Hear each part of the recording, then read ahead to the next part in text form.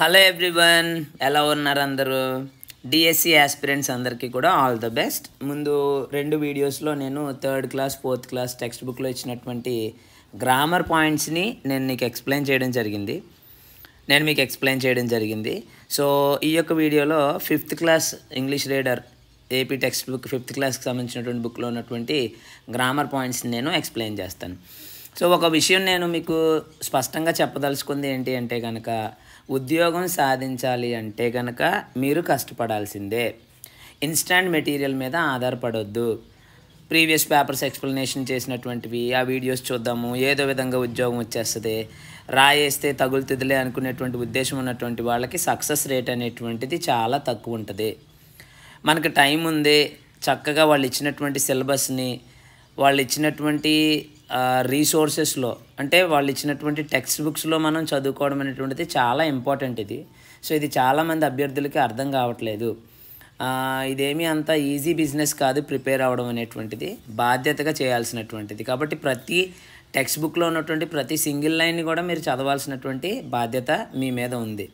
So దానికి నేను కొంచెం మీకు సపోర్టివ్గా ఉండాలని లెందీ వీడియోస్ అయినప్పటికీ కూడా, నాకు వ్యూస్ రాకపోవట్లేనప్పటికీ కూడా, నేను ఏదో విధంగా నా వల్ల అయినంత వరకు అట్లీస్ట్ కొంతమందికి అనేది యూస్ఫుల్గా ఉంటుంది అనేటువంటి ఉద్దేశంతో నేను ఈ వీడియోస్ చేస్తున్నాను. సో మీకు ఏమైనా సజెషన్స్ ఉంటే కనుక కామెంట్ బాక్స్లో మీరు పోస్ట్ చేయండి. అదేవిధంగా మీకు ఏమైనా క్వశ్చన్స్ ఉన్నా కానీ పోస్ట్ చేయండి. సో దానికి నేను చాలా త్వరగానే నేను రెస్పాండ్ అవుతాను. నాకున్నటువంటి సమయంలోనే త్వరగా మీకు వీడియోస్ చేసి పెట్టడం జరుగుతుంది. ఇంకా ఆలస్యం చేయొద్దు. ఈ యొక్క ఫిఫ్త్ క్లాస్ ఇంగ్లీష్ రీడర్లో ఉన్నటువంటి ఈ యొక్క గ్రామర్ పాయింట్స్ మనం చూడడానికి ట్రై చేద్దాం. చాలా చిన్న చిన్న పాయింట్సే ఉన్నాయి. వాటిని మనం ప్రత్యేకంగా ఒక చిన్న నోట్బుక్లో రాసుకుని ఆ ఇంపార్టెంట్ పాయింట్స్ అన్నీ రాసుకుని దాన్ని ప్రిపేర్ అయితే ఖచ్చితంగా మంచి మార్కులు వస్తాయి. ఖచ్చితంగా మీరు క్వాలిఫై అయ్యేటువంటి అవకాశం ఉంటుంది. మీకు జాబ్ వచ్చేటువంటి ఛాన్సెస్ చాలా ఎక్కువ ఉంటాయి. ఓకేనా? సో మనం చూద్దాము. సో ఇందులో కూడా మనకి 8 ఉన్నటువంటివి, ప్రతి దాంట్లో 8 లెసన్సే ఉన్నాయి. అండ్ దెన్ ప్రతి పార్ట్ వెనకాల ఉన్నటువంటి గ్రామర్ పాయింట్ని మనం చూడడానికి ట్రై చేద్దాం. గ్లాజరీకి సంబంధించి అలాగే వొకాబులరీకి సంబంధించి నేను ప్రత్యేకంగా మళ్ళీ వీడియోస్ చేస్తాను. ప్రస్తుతానికి నా ఫోకస్ అంతా కూడా గ్రామర్ పాయింట్ మీదే ఉంటుంది. దాన్ని మనం చూద్దాం. ఓకేనా? గ్రామర్ ఇచ్చారు ఇక్కడ, మనం చూద్దాం. యాక్టివిటీ 5 అని ఉంది, ఇక్కడ చూద్దాం. రీడ్ ద ఫాలోయింగ్ సెంటెన్సెస్ అన్నారు. The next day the head master assembled the parents committee. Okay, Mallika gave the head master a bouquet. Okay, bouquet spelling గుర్తుపెట్టుకోండి, BOUQUET, ఏదేదో రాస్తూ ఉంటాం. So the underline words in the above expressions are nouns. ఏంటివి? Committee కానీ bouquet కానీ nouns ఇవి. So which identify a group of people. ఏంటిది? ఈ నౌన్స్ ఏం తెలియజేస్తున్నాయి? They identify a group of people and a group of things అనమాట. Okay, group of పీపుల్ని కానీ గ్రూప్ ఆఫ్ థింగ్స్ని కానీ ఐడెంటిఫై చేస్తున్నాయి అవి. These are called collective nouns. Okay, నా కలెక్టివ్ నౌన్ అనేటువంటి పాయింట్ని ఇక్కడ చెప్పడం జరిగింది. కలెక్టివ్ నౌన్ అంటే ఏంటి ఇక్కడ? So which they identify A group of people and a group of things అనమాట. ఓకే, ఇక్కడ డెఫినేషన్ కూడా ఇచ్చాడు. ఏ collective noun is a word that refers to a group. Okay, so గ్రూప్కి సంబంధించినటువంటి పదాలని తెలియజేసేటువంటి దాన్ని కలెక్టివ్ నౌన్ అని అంటారు.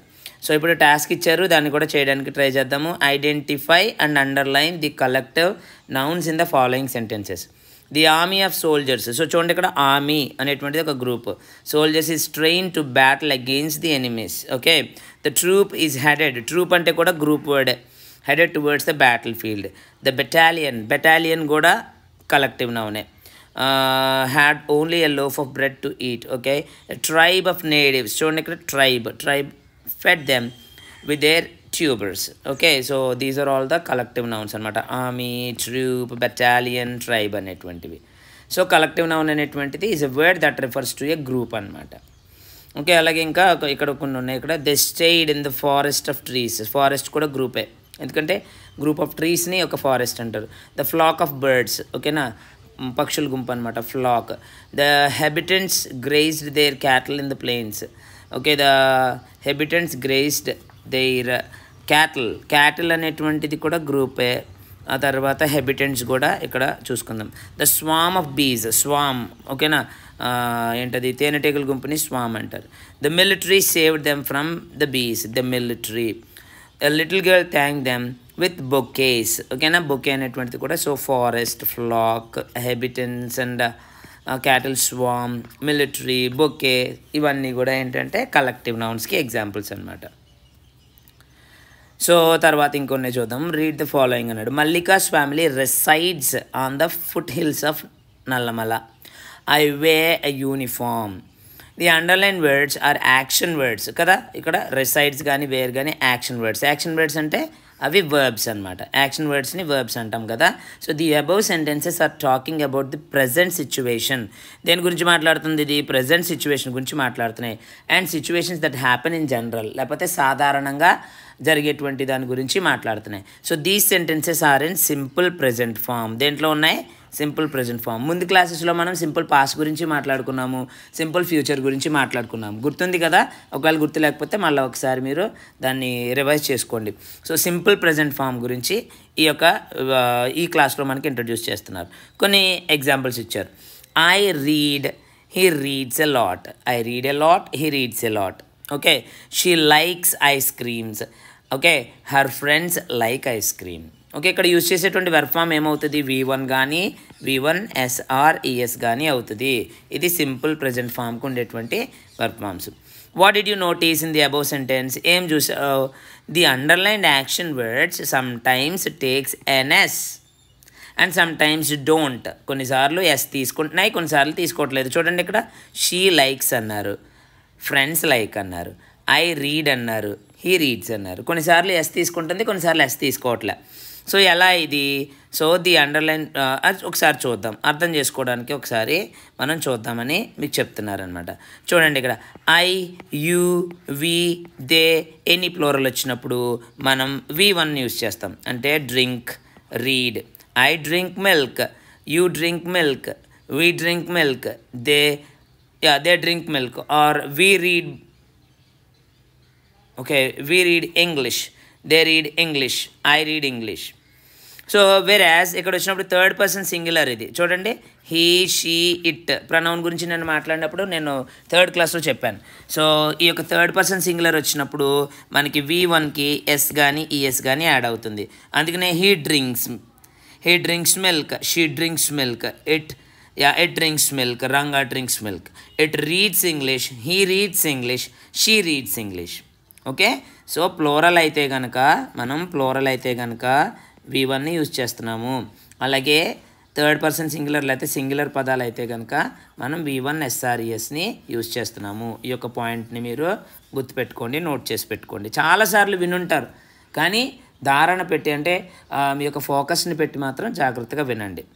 Okay, right. నెక్స్ట్ చూద్దాం. సో ఎగ్జాంపుల్స్ ఇచ్చారు, దాన్ని బట్టి మనం ఇప్పుడు ఆన్సర్ చేయడానికి ట్రై చేద్దాం. Fill in the blanks with the correct verb forms అన్నాడు. మల్లిక బ్యూటిఫుల్ పిక్చర్స్, జనరల్ అది కాబట్టి ఏం చేస్తుంది? పెయింట్. మల్లిక అంటే థర్డ్ పర్సన్ సింగులర్ కదా, మల్లిక అంటే సింగులర్ కదా, ఒక్కళ్ళే కాబట్టి పెయింట్స్. ఇక్కడ ఎస్ని యాడ్ చేస్తాం. హర్ పేరెంట్స్ ప్లోరల్, ఇది ప్లోరల్ వచ్చినప్పుడు V1. Her parents always dash console. యాక్చువల్గా మనకి బ్రాకెట్లో ఇచ్చే వెర్బ్ రూట్ వెర్బ్ ఇస్తాడు, అంటే V1 ఇస్తాడు. ఒకవేళ ప్లోరల్ అయితే కనుక V1 రాయాలి, కాబట్టి అదే రాస్తాం. Ranga dash Mallika to reach school. Ranga ఇక్కడ సింగులరే కాబట్టి helps. Ranga helps. I dash my homework after school hours.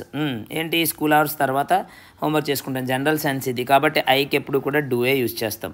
తర్వాత we dash after completion of our homework, we play. ఓకేనా? వి ప్లే అనే అంటాం, ఎందుకంటే వి ప్లోరల్ కనుక. Sometimes we express as don't do, doesn't play. Okay, negative అనుకోండి, simple present టెన్స్లో negative అనుకోండి. ప్లోరల్కి అయితే కనుక డు నాట్ యూజ్ చేస్తాం. అదే సింగులర్ అనుకోండి, సింగులర్ అయితే కనుక డస్ నాట్ యూజ్ చేస్తాం. ఓకేనా? సో రెండిటి పక్కన కూడా V1 యూజ్ చేస్తాము. రైట్, V1 యూజ్ చేస్తాం. అదే ప్రశ్నించడానికి అనుకోండి, అదే క్వశ్చన్ చేయడానికి అనుకోండి, ప్లోరల్కి అయితే కనుక డూతో స్టార్ట్ చేస్తాం క్వశ్చన్కి. అదే సింగులర్కి అయితే కనుక డస్తో స్టార్ట్ చేస్తాం క్వశ్చన్కి. ఇది పాయింట్. సో ఇదే చెప్తారు, చూద్దాం. ఈ రెండిట్లో కూడా చూస్తే వాట్ డూ యూ నోటీస్, ఏం గమనించారు మీరు? The underline words don't do and doesn't play.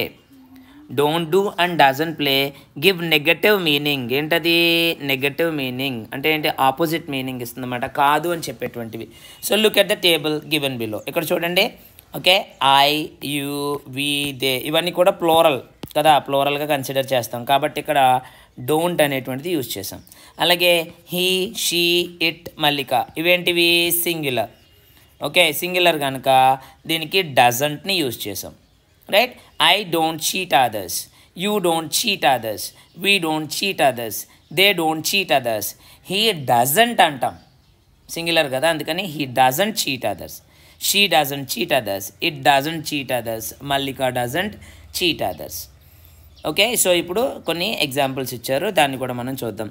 My friend don't కానీ డజంట్, మై ఫ్రెండ్ సింగులర్ కాబట్టి S you are right, doesn't speak Urdu. My father dash go to market, ఇది కూడా ఏంటి సింగులరే, doesn't. తర్వాత అవర్ డాగ్, ఇది కూడా సింగులరే, our dog doesn't eat meet.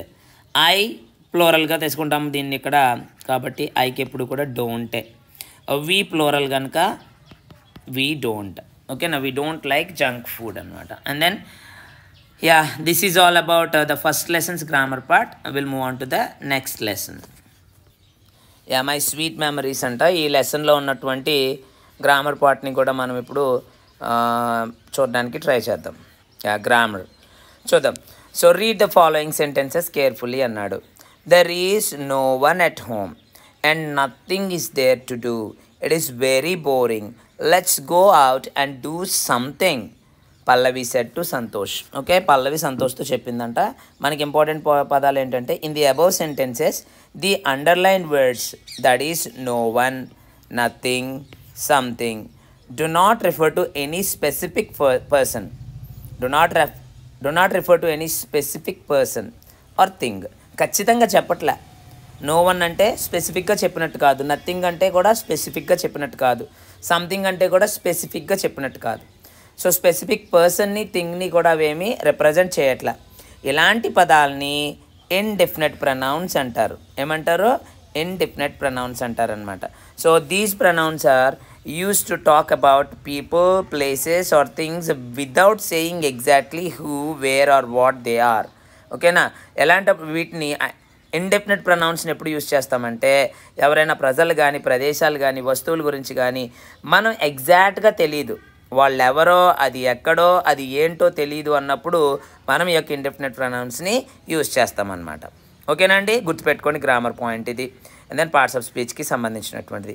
Here is a list of indefinite pronouns referring to people, places and things అంట. So చూడండి, పీపుల్కి సంబంధించి any one, anybody, every one, everybody, no one, nobody, some one, somebody. ఎగ్జామ్లో లేకపోతే ఈ యొక్క DSC ఎగ్జామ్లో మనకి ఇచ్చేటువంటి బిట్స్ ఎలా ఉండొచ్చు అంటే, ఈ ఎనీ వన్ కానీ ఎవ్రీబడిని కానీ అండర్లైన్ చేసి which part of speech is this అని అడగొచ్చు, లేదు అంటే which sort of pronoun is this అని అడగొచ్చు, ఎలా అయినా అడగొచ్చు. కాబట్టి చిన్నదని చెప్పేసి మనం వదిలేయొద్దు. కాబట్టి దీన్ని గుర్తుపెట్టుకోండి. పీపుల్కి సంబంధించినటువంటివి places, anywhere, everywhere, nowhere, somewhere, ఇవన్నీ కూడా ప్లేసెస్. ఇవన్నీ కూడా ఏంటి చెప్పండి? ఇండెఫినెట్ ప్రొనౌన్స్, ఖచ్చితంగా చెప్పలేనటువంటి ప్రొనౌన్స్ అనమాట. Things, anything, everything, nothing, something, ఇవన్నిటినీ కూడా ఇండెఫినెట్ ప్రొనౌన్స్ అని మనం అంటాం అనమాట. సో యాక్టివిటీ ఇచ్చారు, చూద్దాం. I lost my watch, I looked for it. ఎక్కడ? Everywhere. I looked for it everywhere. Dash broke the window. ఏదో తెలిస్తే మనం ఇండెఫినెట్ ప్రొనౌన్ ఎందుకు వాడతాము? Someone broke the window. Someone ఎవరో. It's a secret, don't tell, ఎవ్వరికి చెప్పకు. Anyone. I'm looking for my glasses, I can't find them. Yeah, ఎతికాడు కాబట్టి anywhere. The problem is very difficult. Nobody knows the answer. Nobody knows the answer. So ఇంకొక activity కూడా ఇచ్చారు, ఇది కూడా ఒక గ్రామర్ పాయింటే. Let's revisit the following sentences from the lesson. Our journey started today. Pallavi showed me how to play with a tire and a stick. Okay, ఏం చెప్పడానికి try చేస్తున్నారు?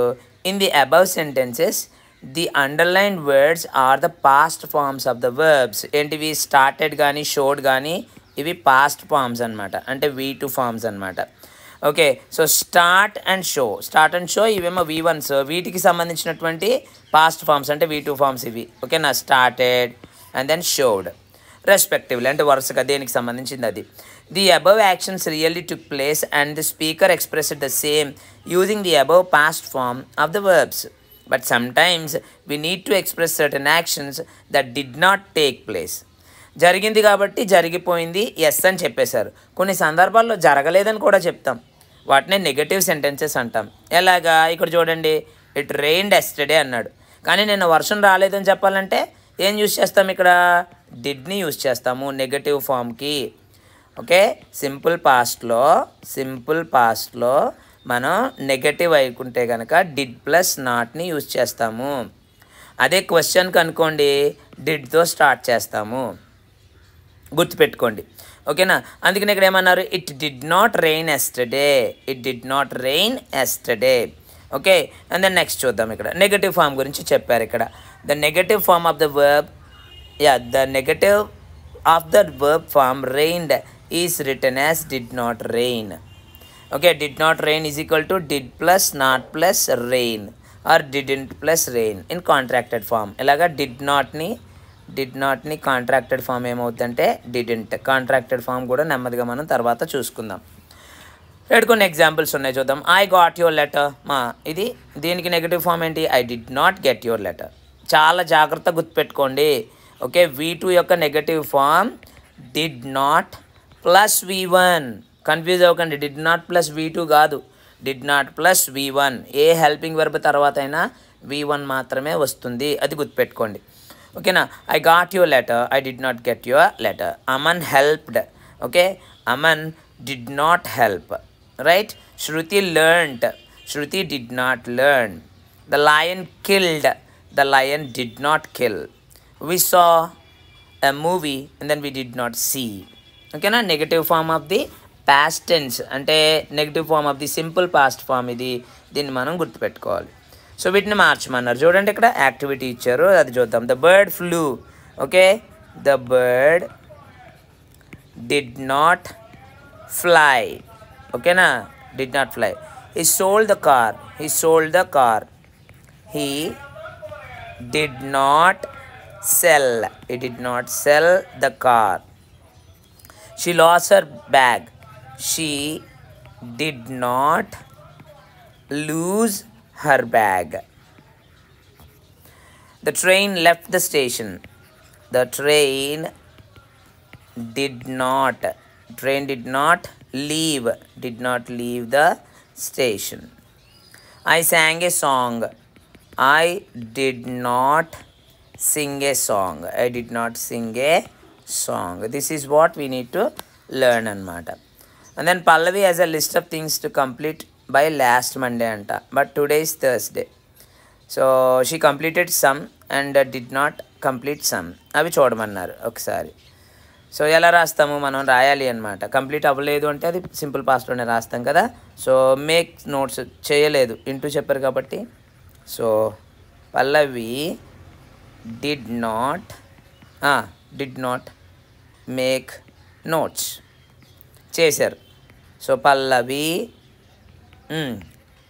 డ్రూ అని కదా, డ్రూ డయాగ్రామ్స్. పల్లవి డ్రూ డయాగ్రామ్స్. ఓకే, పల్లవి polish చేసుకుంది shoes, కాబట్టి పల్లవి. ఇలా మీరు ప్రతి యాక్టివిటీ చేయడం వల్ల ఏమవుతుందంటే ఇవన్నీ కూడా బ్రెయిన్లో స్టోర్ అవుతాయి. వాళ్ళు ఎక్కడి నుంచి ఏ మూల నుంచి బిట్ అడిగినా కానీ ఆన్సర్ చేసేటువంటి ఛాన్సెస్ ఉంటాయి. ఓకేనా? సో పల్లవి ఎస్ కదా, పాలిష్డ్. Pallavi polished shoes. తర్వాత కొనుక్కోలేదు, did not buy. Pallavi did not buy ribbons. Okay, ఏం చేయలేదు? రిపోర్ట్ కూడా ప్రిపేర్ చేయలేదు. Pallavi did not prepare a report. So మీకు టెక్స్ట్ బుక్స్ ఎలా డౌన్లోడ్ చేసుకోవాలో వీడియో పెట్టాను నేను, వాటిని డౌన్లోడ్ చేసుకోండి. మొబైల్ ఫోన్లో చూసుకోవచ్చు ఖాళీగా ఉన్నప్పుడు ఎక్కడైనా సరే. ఓకేనా? ఏ సమయం కూడా అనర్హం కాదు ప్రిపేర్ అవ్వడానికి, అది గుర్తుపెట్టుకోండి. సో ఇక్కడికి ఈ లెసన్ నుంచి మనకి ఈ యొక్క గ్రామర్ పార్ట్ పూర్తయిపోయింది. సో నెక్స్ట్ లెసన్ ద నెక్లెస్లో ఉండేటువంటి గ్రామర్ పాయింట్ ఏంటో మనం చూసేద్దాం. చూడండి, ఆర్డర్ ఆఫ్ యాడ్జెక్టివ్స్ అంటే. యాడ్జెక్టివ్స్ అంటే ఏంటి? డిస్క్రైబింగ్ వర్డ్స్ అని చెప్పేసి మనం చెప్పుకున్నాం కదా. ఓకేనా? డిస్క్రైబింగ్ వర్డ్స్కి సంబంధించినటువంటి ఒక ఆర్డర్ ఉంటుంది. ఒకవేళ ఎక్కువ యాడ్జెక్టివ్లు కనుక ఒక సెంటెన్స్లో వస్తే వాటి యొక్క ఒక విధానంలో యూజ్ చేయాలి, ఎలా పడితే అలా వాడకూడదు. ఆ ఆర్డర్ అనేటువంటిది ఇక్కడ చెప్తున్నారు, చూద్దాం చూడండి. She discovered a beautiful diamond necklace. ఇక్కడ ఒకటి రెండు యాడ్జెక్టివ్లు యూజ్ చేశారు, ఇది నౌన్. ఇది adjectives generally describe the nouns, but there is an order. There is an order in using the adjectives if they are more than one in a sentence. ఓకేనా, ఒకటి కంటే ఎక్కువ యాడ్జెక్టివ్ సెంటెన్స్లో ఉంటే దానికి ఒక ఆర్డర్ ఉంటుంది, ఆ ఆర్డర్ని మనం ఫాలో అవ్వాలి. ఏంటది? సో ఫస్ట్ నంబర్ చెప్పాలి, అంటే 1 2 3 అటువంటివి. తర్వాత సైజ్ చెప్పాలి, బిగ్గా స్మాలా ఏంటనేటువంటి. తర్వాత షేప్ చెప్పాలి. ఓకేనా, అంటే వీటిలో ఒకటి కంటే ఎక్కువ ఏదైనా ఒక సెంటెన్స్లో ఒక నౌన్కి యూజ్ చేసినప్పుడు మాత్రమే. ఇవన్నీ ఉండాలని రూల్ ఏం లేదు, ఇలా ఉంటే కనుక ఈ నంబర్ చెప్పాలి అనమాట. తర్వాత షేప్ చెప్పాలి, తర్వాత ఆరిజిన్ చెప్పాలి. ఓకేనా, ఆరిజిన్ అంటే ఎక్కడ, ఏంటి, ఇండియనా, ఆర్మీనియనా, అమెరికనా అలాంటిది. తర్వాత పర్పస్ చెప్పాలి. ఓకేనా, తర్వాత ఒపీనియన్ చెప్పాలి, తర్వాత ఏజ్ని చెప్పాలి, తర్వాత కలర్ని చెప్పాలి, తర్వాత మెటీరియల్ ఏంటో చెప్పాలి. అప్పుడు నౌన్ని మనం యూజ్ చేయాలన్నమాట. సో ఈ యొక్క ఆర్డర్ని మీరు గుర్తుపెట్టుకోండి. ఓకేనా, so number, size, shape, origin, purpose, opinion, age, colour, material. ఓకేనా, మర్చిపోవద్దు, గుర్తుపెట్టుకోండి. సో నెక్స్ట్ ఇక్కడ కొన్ని చెప్పాడు. ఇక్కడ look at the following examples. Necklace, A necklace, number కాబట్టి ఇక్కడ 1.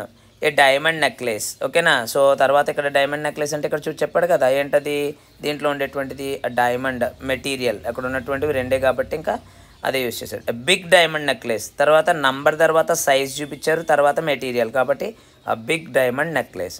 తర్వాత a beautiful big diamond necklace. 1 2 3 4 first number చెప్పేశారు, తర్వాత ఒపీనియన్ చెప్పారు, ఆ తర్వాత సైజ్ చెప్పారు. ఒపీనియన్ తర్వాత actually I'm sorry, a beautiful అనుకుంటే ఏ బిగ్ బ్యూటిఫుల్ అనాలి. సో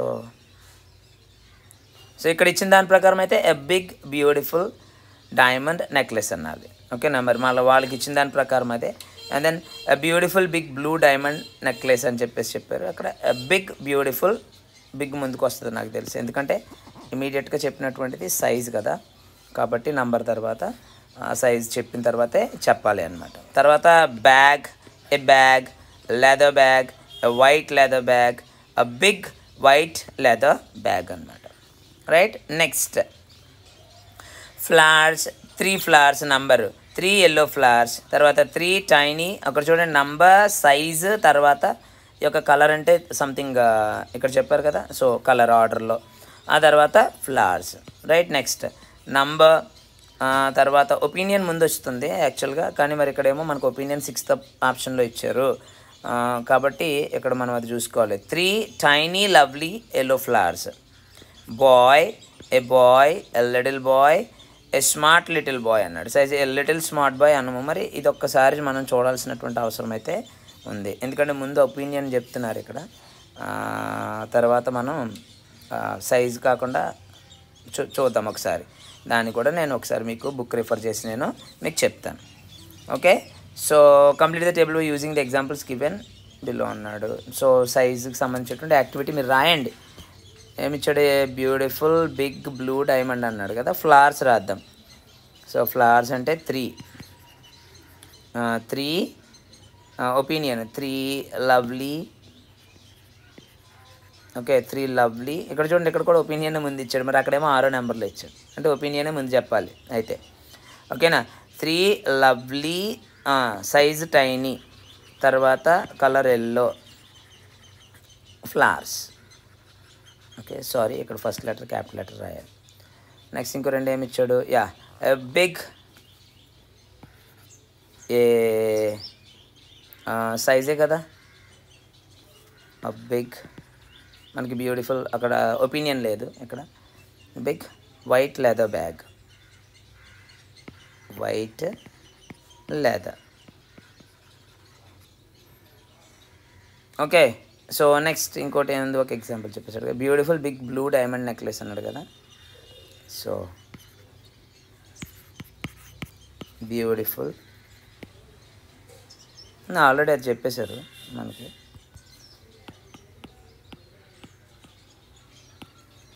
సో ఇంకేమున్నాయి సరే, అంతే ఇక్కడ ఉన్నటువంటివి అవే ఎగ్జాంపుల్స్. స్మార్ట్, ఇది ఇది రాద్దాం. ఏ స్మార్ట్ లిటిల్ బాయ్ అన్నాడు అంతే. స్మార్ట్ లిటిల్, కలర్ ఏం చెప్పలేదు ఇక్కడ. And then these are the things అన్నమాట. సో యాక్టివిటీ 6 ఇచ్చాడు. ఇది చాలా ఇంపార్టెంట్, ఇది గుర్తుపెట్టుకోండి. WH వర్డ్స్ అనేటువంటివి ప్రశ్నించడానికి పనిచేస్తాయి. సో చూద్దాం చూడండి ఒకసారి. When did you go to the market? When అనేటువంటిది ప్లేస్ గురించి అడుగుతుంది.